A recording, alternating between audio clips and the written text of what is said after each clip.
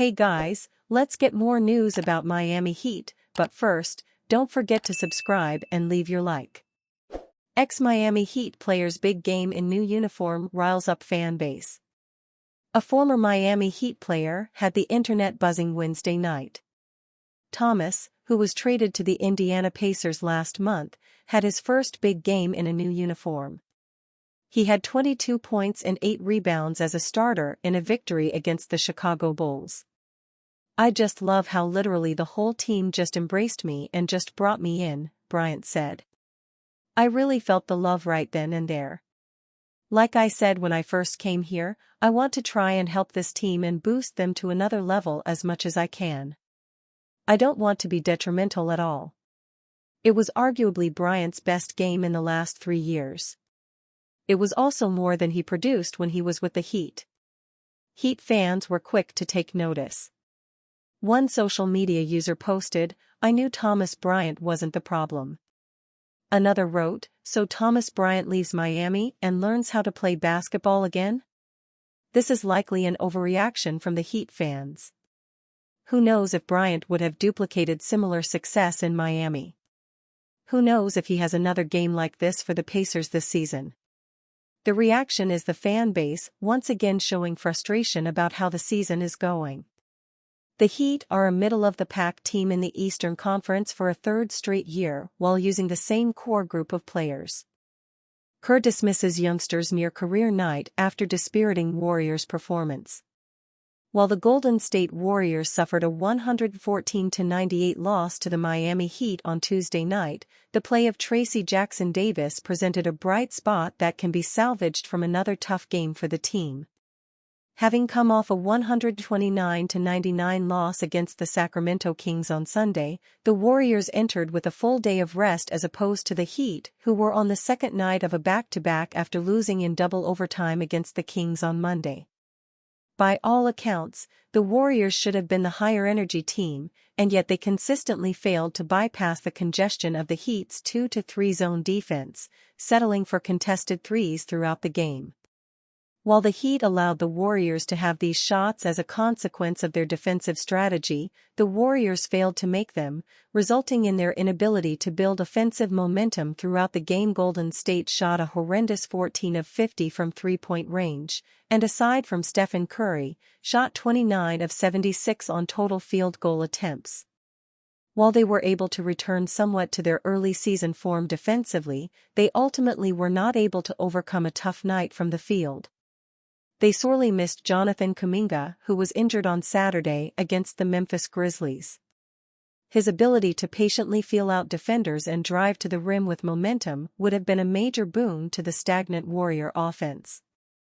Nevertheless, Jackson-Davis stood out against 3x All-Star Bam Adebayo. The 24-year-old's quality performance against the Heat signifies a culmination of the recent progress he has made in establishing his presence in the paint, showcasing his ability to grab offensive rebounds and score in various ways against opposing big men. Through a career-high 35 minutes on Tuesday, he posted a season-high 19 points along with 7 rebounds, 2 steals and a block. He was one of the only Warriors to play with full intensity throughout the game, showcased by this fast break dunk during the first half as seen above. Jackson-Davis' emergence could not have come at a better time. As he approaches the midway point of his second year in the league, the Warriors need to be able to truly evaluate his skill set, especially given their positional needs and flexibility at the trade deadline. His recent move back into the starting lineup appears to be final as long as this iteration of the Golden State roster lasts, with Kuminga injured and seemingly slotted for a role off the bench upon his return. While he has played well in recent games, what separated his performance against the Heat was his physicality. He has been, frankly, physically outmatched in his recent matchups against Joel Embiid and Zach Edey.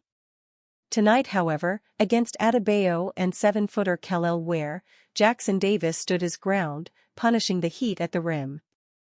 Gilbert Arenas predicts Pat Riley Heat exit amid Jimmy Butler feud.